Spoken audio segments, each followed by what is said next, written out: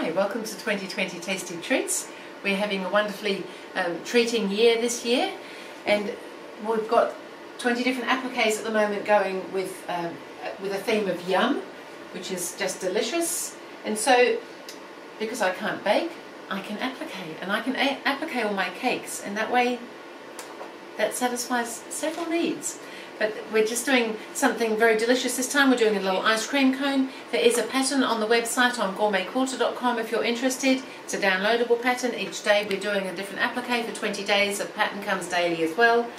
And the pattern would have all the shapes ready for tracing and things. So I'll go ahead and get started on this one. It's all fused raw edge applique that I'm doing. So I've already done the fusing. I've cut out my shapes. This time we're doing a little ice cream cone. Relatively simple, but there's a few lines to stitch to indicate the cone and the beautiful whip up of the ice cream sitting on top.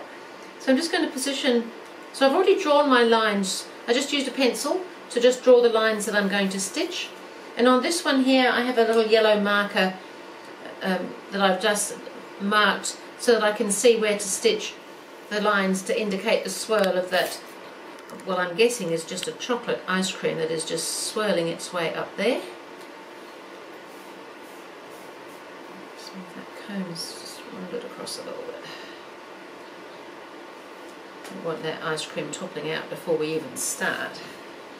So, simple in that it's only just a couple of shapes, but we do have a little bit of work to do on it with stitching. And that's the beauty of some of these things. Sometimes you don't have the fabric that looks like a cone, so you can create your own with some stitching. So because I'm doing the free motion, I need a stabilizer, so I've got the cotton batting there acting as my stabilizer. So I think I'll start, I might do the chocolate swirly bit. They're both much the same sort of thing because the cone has got extra lines, the chocolate ice cream's got extra lines. It's just extra lines really. And where will I start? I might start at the top here and go around this very top little bit.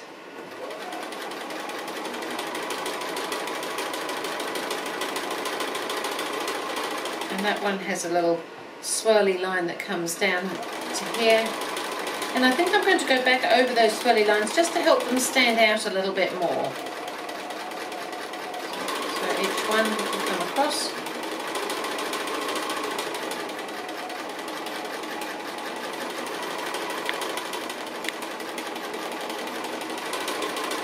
So when you mark things like this, you want to use something that you can easily remove, so that if you haven't stitched exactly on the line, you can remove the lines.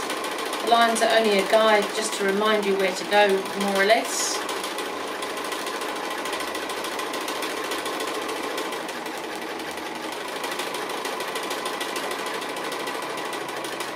It's like drawing with the sewing machine.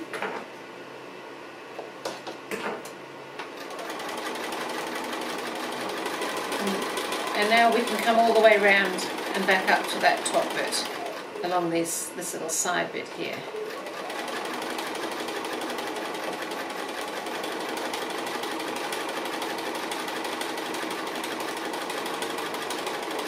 And there we are, back to where we started. And then I'm going to come around and do the cone in much the same sort of way really. I'm just going to come down here, and then when I get to a line I'm going to come across, and I'm going to go back up again as well.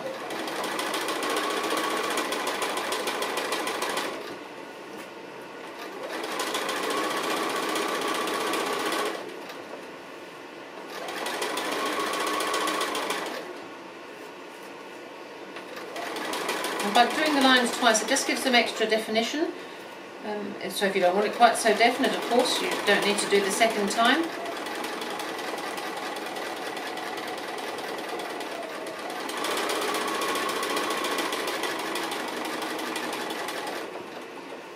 So I might continue on just doing the rest of these lines there, and I'll show you when I get to the other end. So I'm just on the very last little line coming back up here, and we have finished our ice cream cone.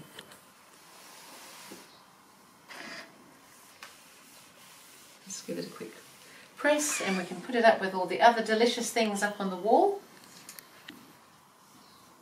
Oh, we're having a very rich little section just here, aren't we? I think this one might have been a coffee cake and now we've got a chocolate ice cream.